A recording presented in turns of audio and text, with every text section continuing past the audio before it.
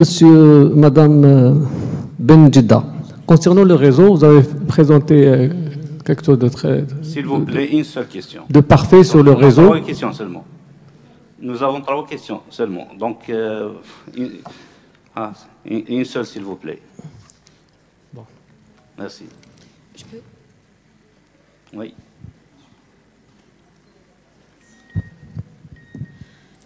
Bon, merci. Une question plus importante à mademoiselle Benjeddah, c'est ça? Mademoiselle, vous avez travaillé sur le dénombrement des oiseaux. Vous avez effectué un dénombrement sur presque toute l'Algérie. J'aimerais bien avoir le protocole. Expliquez-moi le protocole de dénombrement. Vous êtes basé sur quoi? Une observation, un balayage, un scan? C'est-à-dire quelle stratégie que vous avez suivie? Et est-ce qu'elle est applicable sur les mêmes écosystèmes ou non? Merci.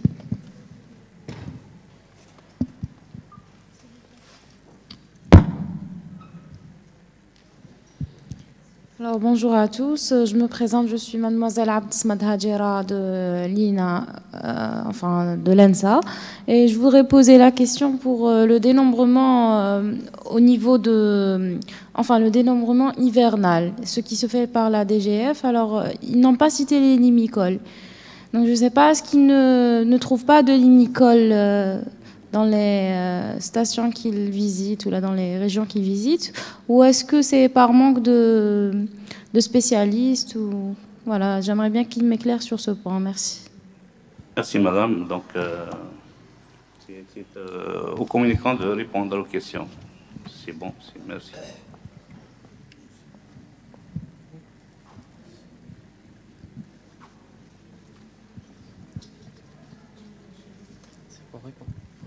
Merci.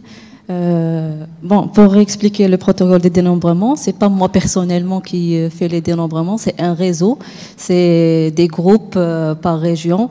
Au niveau de chaque wilaya, il y a la conservation des forêts qui organise son programme de sortie avec les associations, avec les associations, les forestiers. Et d'autres personnes et des étudiants qui aiment participer au dénombrement.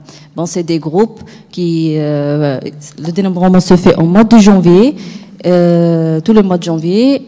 Par région, il y a une programmation d'une semaine ou une quinzaine de jours pour qu'ils font le dénombrement en même temps, qu'il n'y aura pas un double comptage au niveau de la même région. Les sorties se font sur les zones humides, c'est le même écosystème, c'est sur les zones humides. Le protocole, je l'ai expliqué, comment on fait les dénombrements, le matériel utilisé, la fiche de comptage utilisée. J'ai bien expliqué ça sur ma communication. Concernant les limicoles, c'est vrai qu'on a un manque de connaisseurs en matière de limicoles et qui sont très très difficiles à observer, surtout avec le matériel qu'on procède. Mais dans notre dénombrement, il y a le comptage des limicoles. Ils rentrent. D'accord. Hein.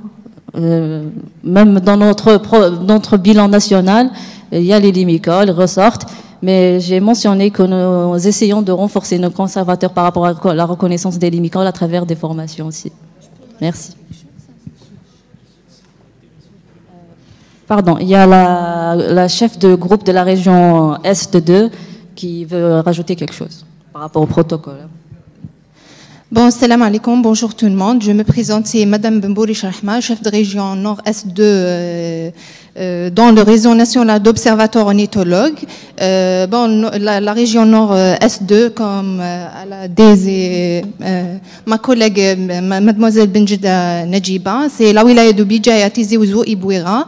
Donc, pour le protocole de dénombrement, nous, on fait chacun 2 dénombrements essentiels. C'est le dénombrement hivernal, c'est ce qui concerne les oiseaux migrateurs, et le dénombrement des oiseaux nicheurs en mi-mai, mai et juin, c'est le dénombrement des oiseaux nicheurs. Pour les oiseaux pour le dénombrement hivernal, bon, c'est le comptage d'une manière générale, c'est-à-dire pour le protocole, on sort sur le terrain sur des sites, par exemple quand il s'agit des sites comme les barrages, on fait les barrages, les retenues collinaires, les lacs, c'est ça les sites principaux. Donc on fait le dénombrement comme c'est d'une manière générale, c'est-à-dire quoi? On observe, la première fois c'est l'observation. Après, c'est l'identification. C'est les premiers points. Après l'identification, on fait le dénombrement. Comment le dénombrement? L'identification, on le fait avec un matériel, une longue vue et des jumelles et un guide. Donc l'identification, on observe. Après, on fait l'identification par le guide. Après, on fait le comptage. Comment on fait le comptage? On choisit des points. Après, on fait le balayage. Voilà, c'est avec cette manière qu'on fait le comptage. Pour les oiseaux nicheurs, c'est principalement on vise les nids parce que c'est la période de nidification en mai jusqu'à juin. Donc, on cherche les nids, les poussins, les juvéniles, les femelles, le nombre de couples. Et de manière générale, on fait le comptage, le nombre total des espèces.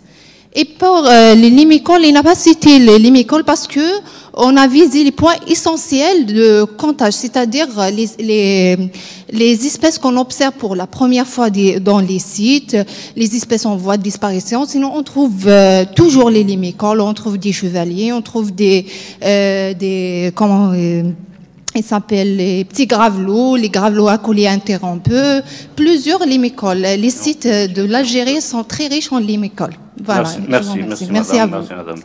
Oui, vous pouvez... Merci, Monsieur le Président. Juste pour compléter, pour dire un mot sur les limicoles, le suivi en tant que l'estimation des nombres, c'est un peu difficile, notamment les débuts des comptages depuis 1977. C'était la plupart du temps présence-absence. Faute de matériel, on faisait ça avec même un théodolite qu'on empruntait au cadastre. Mais après, avec l'achat des télescopes au niveau des institutions, il y a un comptage des limicoles, mais mademoiselle Benjedda ou quelqu'un d'autre ne peut pas faire défiler des centaines de tableaux concernant ce suivi. Mais les données existent dans chaque région de l'Algérie, pour chaque région. Merci madame. Donc, on invite... D'accord, oui. Allez-y. Donnez-lui s'il vous plaît le micro. Pour le monsieur qui a posé la question sur les rengards de bœufs. Je l'ai bien mentionné, on l'a observé. Je n'ai pas dit que c'est un canard d'eau. On a dit qu'on l'a observé au lac Misaïa. Il l'utilise comme dortoir, c'est tout. D'accord? Merci. Donc, on invite les modérateurs de la 7e séance, M. Benjoudi et M. Dr Mila, de rejoindre de présider la séance.